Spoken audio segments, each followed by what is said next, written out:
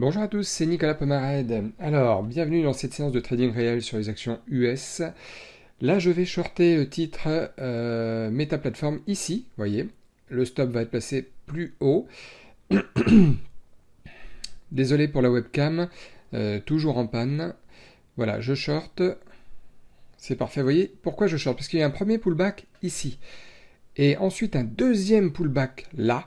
Donc c'est super génial. Et pour répondre à Dany qui m'avait posé une question, ici on voit une consolidation. Et en fait, je short ici, au niveau de ce support en intraday.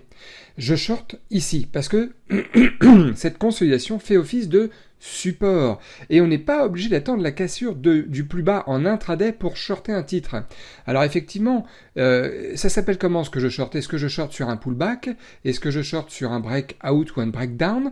Eh bien en fait, j'ai shorté effectivement sur un double pullback là, mais cette consolidation ressemble aussi à un breakdown en prenant un point haut pour shorter. Voilà, donc il y a plein de cas de figure où on peut shorter ou acheter des titres, mais il faut attendre un bon setup. Alors là, mon alerte est touchée, donc je gagne déjà plus d'une fois mon risque, je suis à peu près à 145 $ de gain.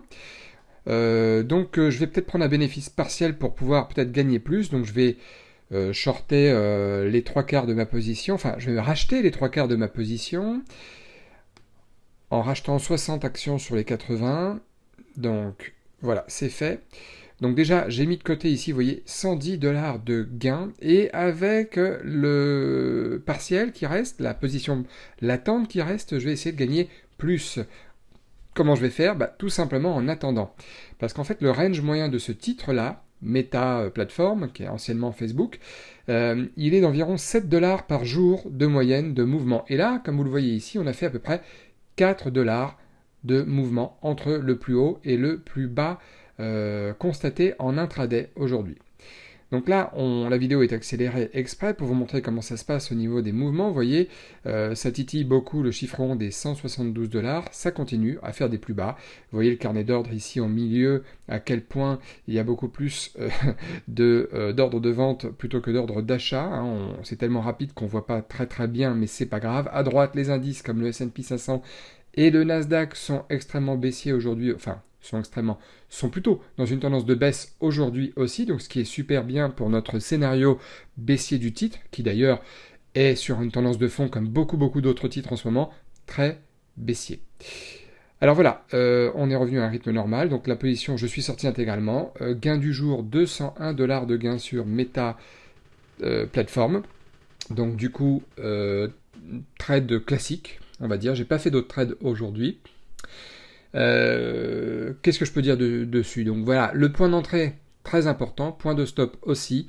Au cas où j'ai pris un bénéfice partiel pour me protéger mon risque, protéger mon trade, et j'ai tout de même laissé un bénéfice latent pour voir si je pouvais gagner plus, chose qui a été réalisée. Donc au lieu de sortir tout à l'heure avec 144 $ d'un coup, finalement je sors en attendant un peu plus longtemps, avec un total de 201 $ sur ce trade.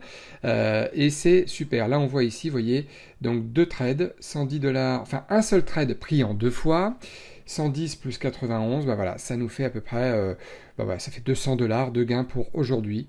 Dernier trade s'est passé à 18h10. Enfin, le trade s'est terminé à 18h10 précisément. Donc total, on voit ici 201 $ de gain, toujours sur le même compte réel. Donc c'est super. Hein. N'oubliez pas de mettre un like si vous aimez ce genre de vidéo, toujours. Je vais à mon rythme en ce moment, comme vous le voyez.